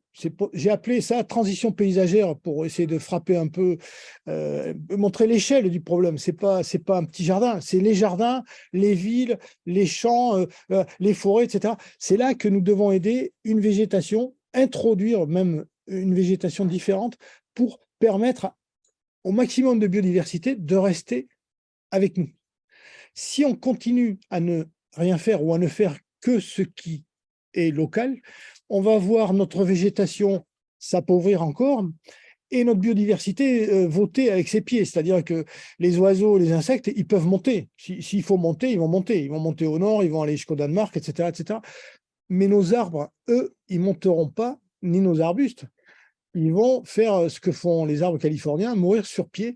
Et c'est bien dommage de ne pas se dire qu'on pourrait éviter ce genre de rupture. Ce qu'il faut absolument éviter, c'est comme la vitesse du changement climatique est telle que nous sommes au bord de rupture, il faut éviter une rupture brutale. Il faut faire de la transition, c'est-à-dire amener, tant qu'on peut le faire, des compléments à la flore présente. Les eucalyptus, les figuiers de Barbarie, tout ça, on pourra toujours les amener, mais il vaut mieux les amener, commencer à les introduire maintenant dans les coins qui les nécessitent pour essayer de toujours maintenir un minimum de floraison sur notre territoire et partout où on le peut. Mais je suis d'accord avec vous, la prise en compte paysagère du changement que nous devons faire est loin d'être faite et loin d'être étudiée. Très peu de chercheurs se penchent sur l'acclimatation, très peu de chercheurs se penchent sur la recherche de flore adaptée. Je vous ai montré des exemples entre l'arbre à miel et le châtaignier de Seguin. Pour moi, le châtaignier de Seguin est une merveille de la famille des châtaigniers. Savoir qu'il n'y en a que 10, et encore je suis optimiste en France, est un crève-cœur. Et savoir qu'on est incapable d'avoir 3 kilos de ces graines qui viendraient de vergers de Chine ou d'ailleurs est encore pire. C'est-à-dire qu'on a actuellement pratiquement aucun effort de fait dans notre pays sur ce genre de recherche. Quand je vois nos voisins allemands, ils font déjà pour leur milieu champêtre de l'acclimatation, de la migration assistée, ils appellent ça comme ça, de leurs plantes du sud, de Munich vers le nord, ou nos voisins espagnols qui vont chercher au Maroc les genévriers et autres chênes et autres, etc., pour peupler leur sud espagnol. Je trouve que nous sommes très, très en retard sur cette préoccupation et très, très en retard sur la recherche de solutions. Avez-vous d'autres... Non, je suis à l'écoute. Je laisse mes sources. Il y a aussi, je crois, mon mail dans le bas du papier, donc de façon à ce que les gens qui souhaitent effectivement me poser des questions et compléter la discussion le fassent volontiers, oui. Donc, votre conférence va être partagée sur YouTube dans quelques semaines, hein, et donc les personnes qui ont suivi en visio pourront toujours vous retrouver. Et puis, peut-être, pouvez-vous nous dire un petit mot du livre c'est à l'envers forcément, du livre que vous avez fait Ouais. Donc, voilà. Il y a des photos, même à l'envers, ça a marché. Oui, on bon, reconnaît bien la couverture. Oui, merci. Merci. Bah, le livre, c'est un peu, ce n'est pas que ça, ce que j'ai développé aujourd'hui, là, c'est ce que j'ai voulu écrire à travers ce livre, c'est une histoire des arbres sur notre espace, depuis les glaciations jusqu'à aujourd'hui. Montrer que jamais nous n'avons figé nos paysages et que jamais nous n'avons cessé d'acclimater et d'enrichir notre environnement. Alors, soit pour des raisons alimentaires, soit pour des raisons esthétiques, soit pour quantité de raisons industrielles. Toutes les raisons au cours de notre histoire sont passées en revue. Ce qui est frappant dans ces derniers développements depuis un demi-siècle, c'est que beaucoup de nos végétaux ont perdu, sauf les végétaux alimentaires, ont perdu des utilités à nos yeux. Beaucoup de nos végétaux, sauf exception, sont devenus de simples végétaux utiles aux forestiers, utiles à l'agriculture, mais pour le reste, à part fournir de l'ombre, on a perdu un peu la notion d'utilité. Ce que je dis à la fin de ce livre, c'est donc qu'il faut retrouver une utilité, et c'était l'objet de cette conférence, que je vois à travers le maintien d'une biodiversité la plus riche possible sur notre territoire et la recherche de beauté aussi, parce que ce qui me frappe dans l'évolution de nos paysages, c'est que justement cette recherche d'utilité, de praticité, les a simplifiés et on a fait du pratique, mais du pas beau. On fait du pas beau. Et je pense que si on végétalise à nouveau avec cette recherche de fleurs, on fera, parce que la biodiversité, c'est la diversité, et la diversité, c'est d'une certaine façon du beau et du sens. On retrouvera des paysages plus à même d'avoir une bonne vie sur notre territoire. Voilà. Bon, merci, Monsieur Daricot. Avec plaisir. Si vous souhaitez voir toutes les activités de la SNHF, vous pouvez donc aller sur le site snhf.org et vous trouverez les activités de la bibliothèque, des sections, de l'art floral et de bien d'autres, hein. Donc, nous espérons vous retrouver pour d'autres conférences et éventuellement d'autres webinaires. Voilà, au revoir.